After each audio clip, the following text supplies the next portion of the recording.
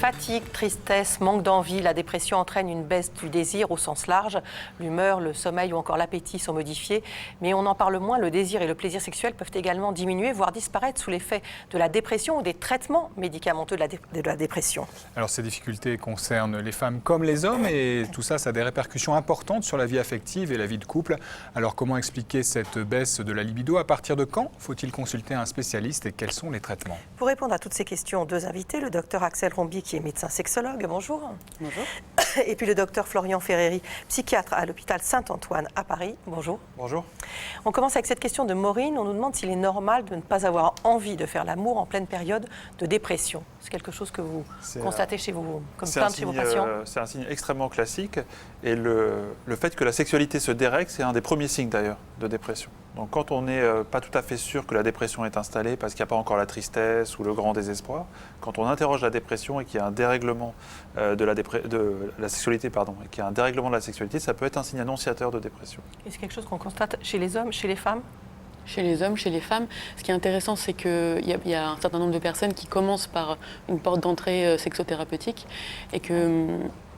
ou par un trouble du désir et qui vont arriver et en creusant, on va se rendre compte que derrière se cache un trouble dépressif et c'est là où on va travailler avec nos collègues psychiatres du coup. D'accord. On m'a prescrit des antidépresseurs mais j'ai peur qu'ils me causent des troubles de l'érection. Alors les antidépresseurs sont recommandés dès que la dépression elle est caractérisée, c'est-à-dire qu'il y a suffisamment de symptômes et qu'elle est d'intensité gênante, modérée à sévère. Et dans un premier temps, ce qui fait le lit des difficultés sexuelles, c'est vraiment la dépression. Donc, au départ, on choisit un antidépresseur.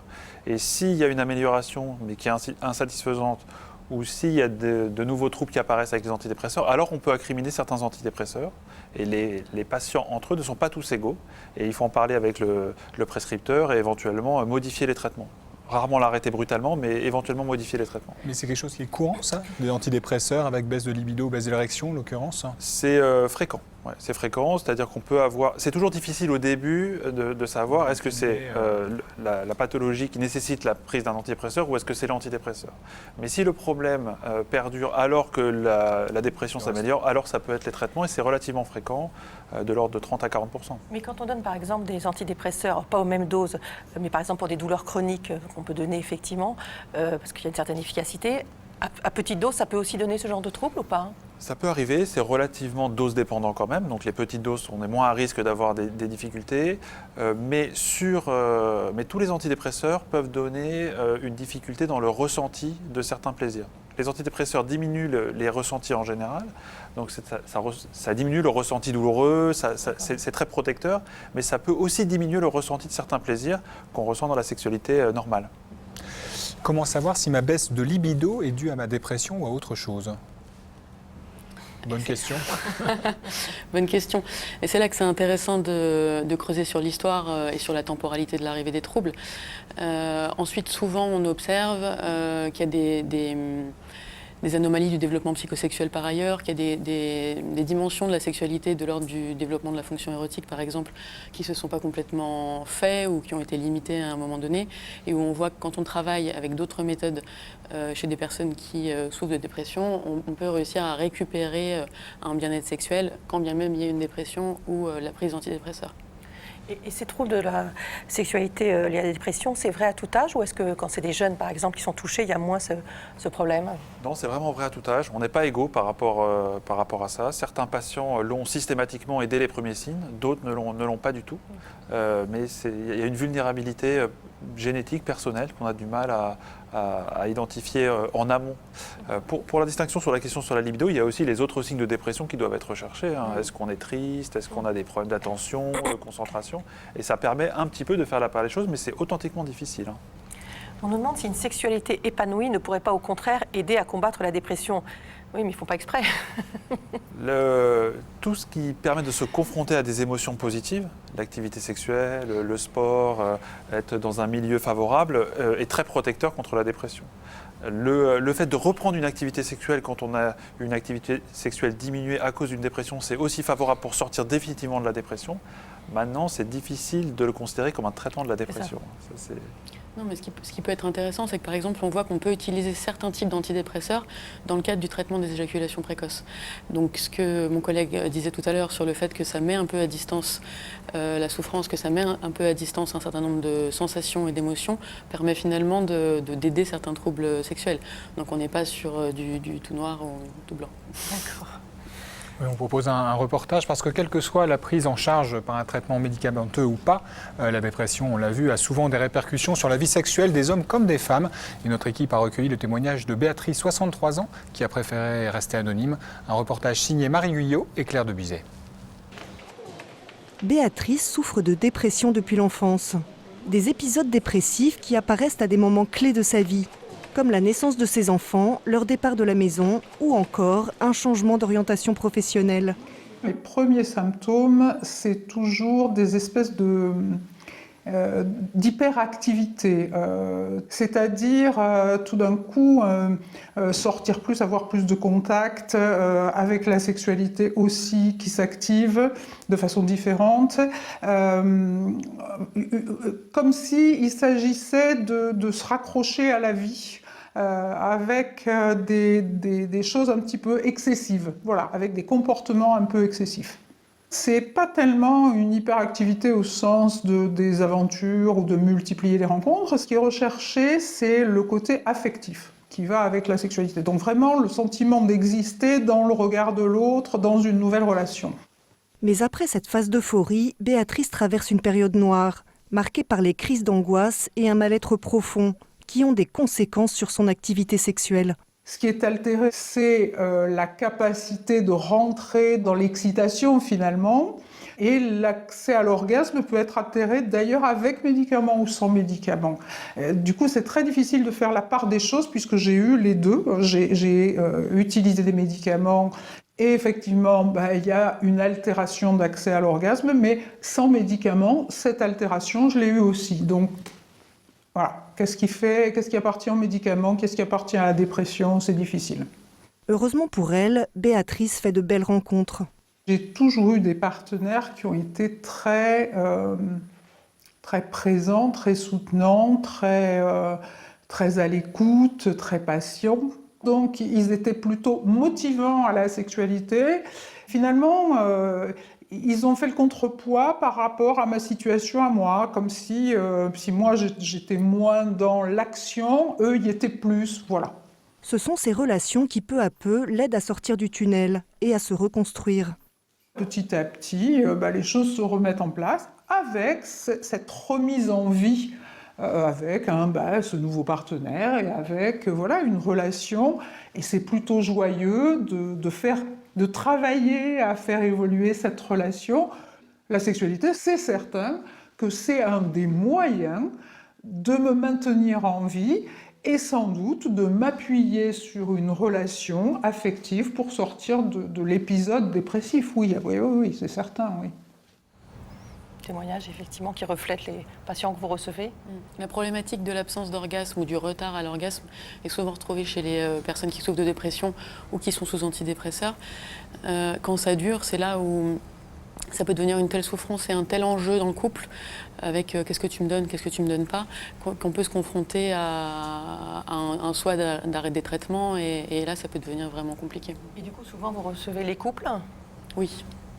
C'est-à-dire qu'il y a la problématique personnelle et il y a l'impact au sein du couple qui peut finalement aggraver la problématique personnelle, entraîner des conjugopathies et du coup aggraver la dépression. Donc on est souvent amené à accompagner les couples à mettre en place des stratégies alternatives afin d'améliorer leur bien-être sexuel et afin de préserver une sorte de stabilité du couple.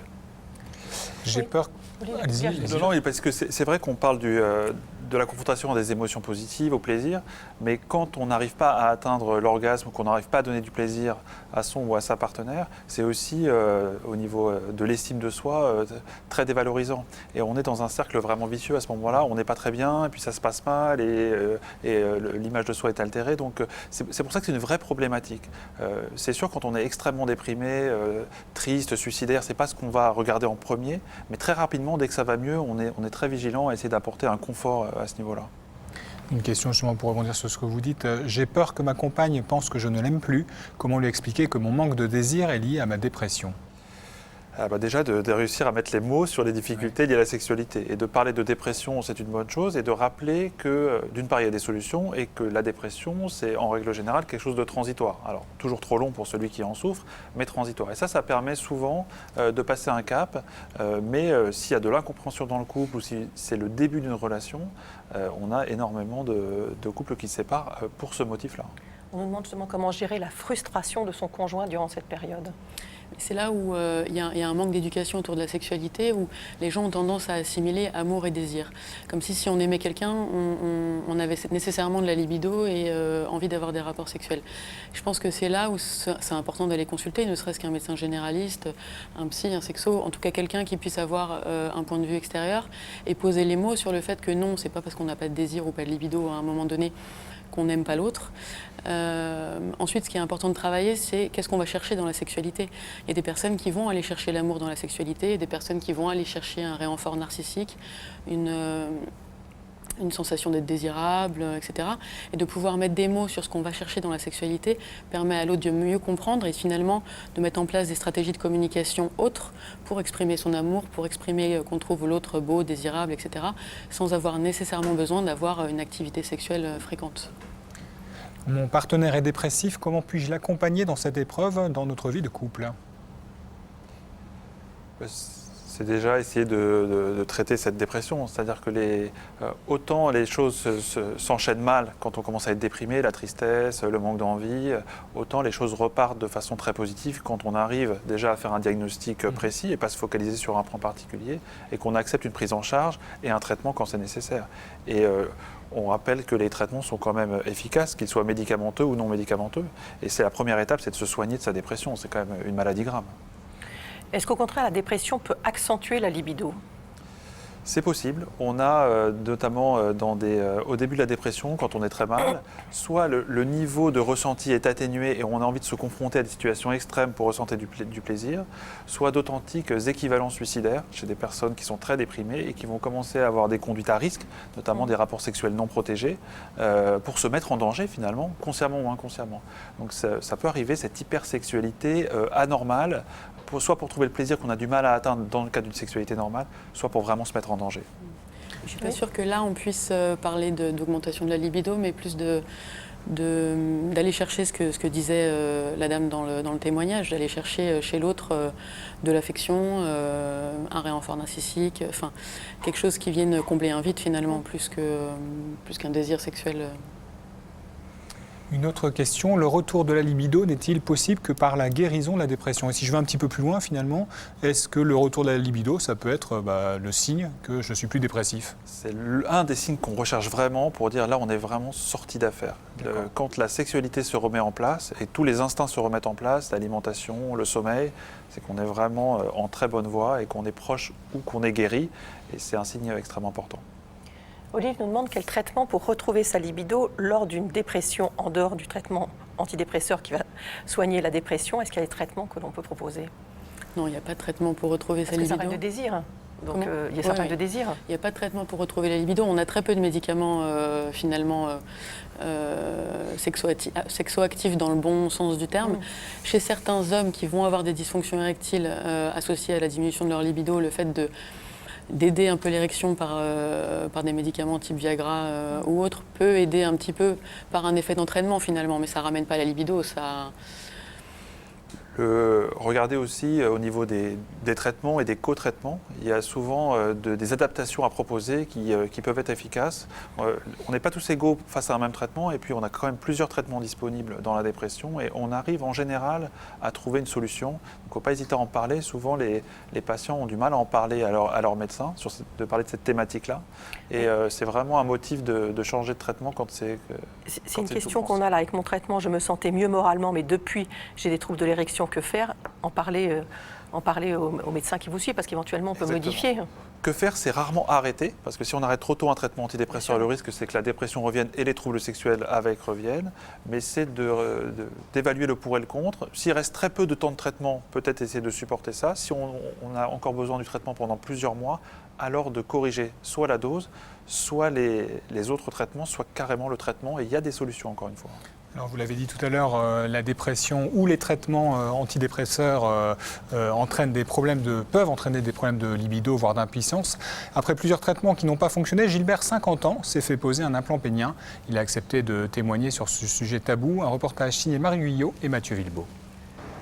Je souffre d'une dépression déclarée depuis l'âge de mes 29 ans.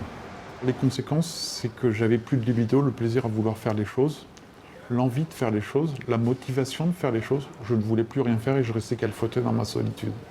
À l'époque, Gilbert est marié et cette dépression a des conséquences désastreuses sur sa vie sexuelle.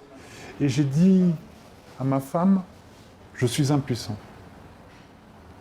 Je peux vous dire, quand un homme apprend ça, on est dans un désarroi total. Je perdais mon identité d'homme. Donc, j'avais plus ma fonction d'être, en fait, en définitive. La femme a des besoins fondamentaux au même titre que l'homme, donc je ne pouvais plus répondre à cela. Entre la dépression et l'impuissance, sa relation de couple se dégrade et il finit par divorcer. Depuis, Gilbert a eu quelques amitiés amoureuses qui n'ont pas été satisfaisantes. À 50 ans, il décide de réagir. J'ai décidé de consulter un docteur dans la mesure où je voulais changer de vie. Je n'acceptais plus ma solitude. C'est radical. Puis on voit les gens vivre autour de soi. C'est pas que ça crée des envies, mais on se dit, je pourrais être comme eux.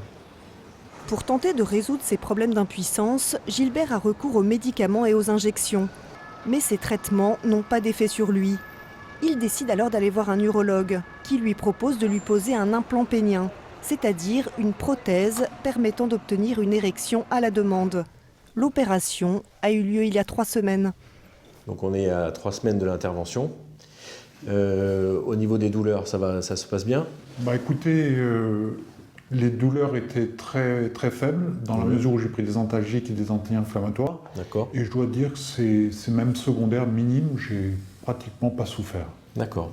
8 patients sur 10 environ vont bénéficier de la mise en route d'un traitement médicamenteux par voie orale, avec des résultats qui sont dans la plupart des cas très satisfaisants.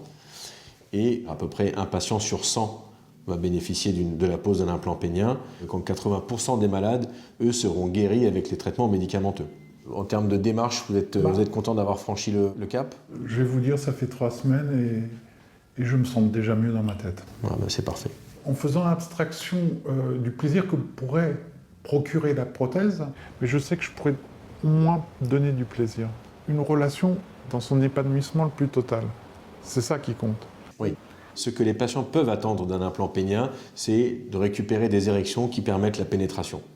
Il ne faut pas leur laisser penser, ou encore moins leur dire, que cette intervention va régler d'autres problèmes. C'est-à-dire le problème de perte d'envie, de perte de libido, qui peuvent être induits et par la dépression et par les traitements antidépresseurs. Les problèmes de qualité d'orgasme non plus. Bon. Au revoir, docteur. Au revoir, cher monsieur. Gilbert reviendra la semaine prochaine pour apprendre à utiliser son implant. D'ici 1 mois, il devrait pouvoir retrouver une vie sexuelle. Quand on entend ce témoignage, on comprend aussi que les problèmes sexuels liés à la dépression sont aussi fonction de la place que la sexualité tient dans un couple ou de la façon dont on met la sexualité dans un couple. Dont on la vit, oui. Mais rien que sur l'utilisation du mot impuissance. C'est un mot qu'on a utilisé pendant longtemps, qu'on essaye d'utiliser de moins en moins, parce que c'est le symbole de l'utilisation de la sexualité et de l'érection comme outil de la masculinité, comme façon d'exister, comme façon d'exister comme un homme. Et je pense que notre rôle de professionnel aussi, c'est d'essayer d'accompagner les patients vers une déconstruction un peu de ça. C'est-à-dire qu'une sexualité, ce n'est pas nécessairement toujours une érection, une pénétration, que les besoins fondamentaux, ils sont très culturellement construits et qu'en accompagnant les gens vers la possibilité de mettre en place d'autres stratégies de sexualité, on permet aussi de faire diminuer l'angoisse de performance et parfois d'améliorer les choses sans avoir besoin d'être dans une sorte d'escalade thérapeutique. Donc ça, c'est, je pense, important d'aborder ça avec les patients. Tout le monde n'est pas accessible à ce type de discours, mais quand on peut, c'est important de l'amener.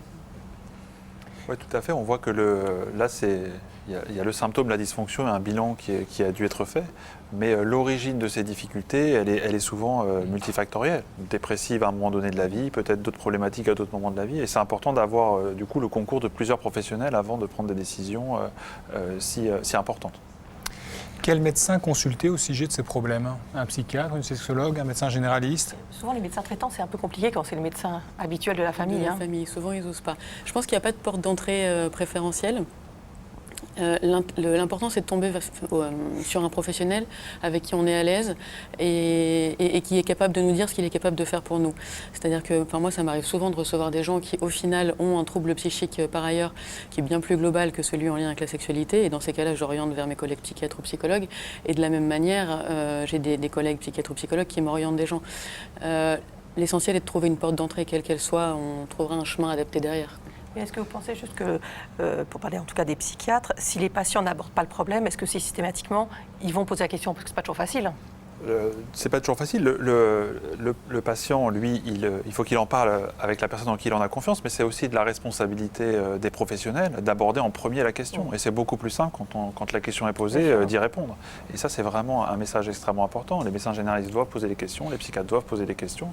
Alors, pas forcément systématiquement à toutes les consultations, mais on sait que c'est dans 2/3 des cas de dépression, il y a cette difficulté-là. On sait qu'avec les traitements, ça peut arriver. Dans le suivi régulier, il faut pouvoir poser la question et que la personne qui bénéficie d'une prise en charge soit confortable avec le fait d'aborder cette question. Un thérapeute de couple peut-il m'aider avec mon mari à retrouver une vie sexuelle épanouie alors que je suis en dépression? Alors, un psychothérapeute de couple va pouvoir aider à régler un certain nombre de problèmes, notamment des problèmes de communication. Donc déjà, rien que le fait d'accompagner les personnes à pouvoir parler de leurs problèmes de sexualité, de quels sont leurs désirs, de quelles sont leurs difficultés, ça peut déjà effectivement améliorer un certain nombre de troubles. Après, si on est sur des dysfonctions sexuelles plus concrètes, là, il faut orienter effectivement par...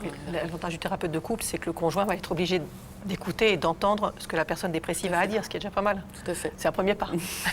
Dans votre expérience, pour des problèmes de dépression et de sexualité, les personnes viennent en couple ou c'est excessivement rare et les gens viennent seuls? Si, souvent les gens viennent en couple. Oui, oui. Mais ce que, comme Marina vient de le dire, c'est plutôt une bonne chose. C'est plutôt une très bonne chose, oui, oui. Déjà dans la dimension soutien, c'est-à-dire qu'il n'y a pas un coupable désigné qui est envoyé par son conjoint pour aller régler son problème, mais c'est le signe que le couple prend cette problématique dans le cadre d'un système et dans le cadre du système couple et vient amener cette problématique-là ensemble. Oui. Ce qui peut être difficile pour la personne déprimée, c'est de s'engager dans une psychothérapie parce qu'il n'y a pas toujours l'énergie psychique pour aller faire cette démarche de couple qui est quand même, ça demande quand même de l'organisation et d'y participer pleinement.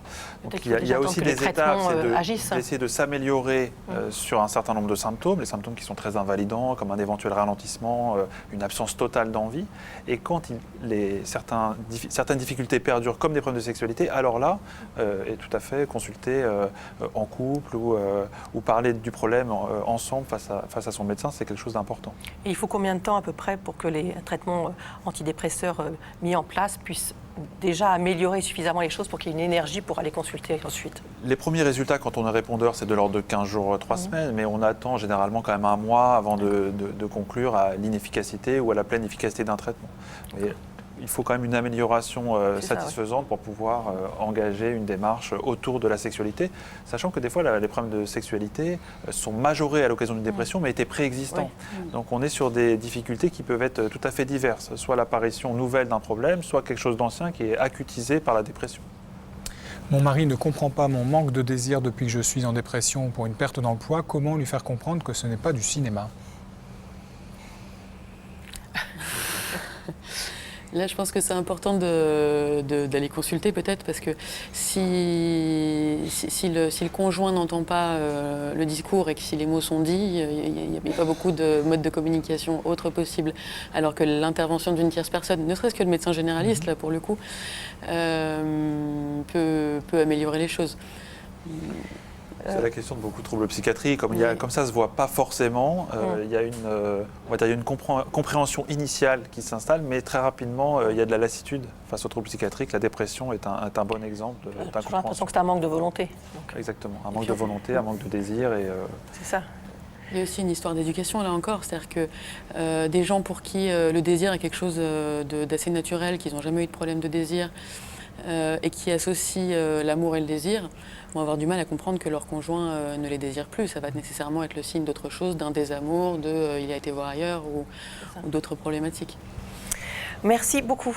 à tous les Merci. deux d'être venus pour toutes ces précisions. Un petit rappel, sachez que mardi, si vous étiez là, nous avons proposé une enquête de santé consacrée aux compléments alimentaires. Eh bien, vous pouvez revoir ou voir cette émission avec le documentaire suivi du débat en allant sur allodocteur.fr. Et puis demain, on répondra à toutes vos questions sur les plantes aromatiques, leur intérêt pour notre santé, la façon dont on les choisit, dont on les consomme, dont on les prépare. Donc il y aura des conseils, des recettes et plein d'explications médicales demain. Excellent après-midi, à demain. Au revoir.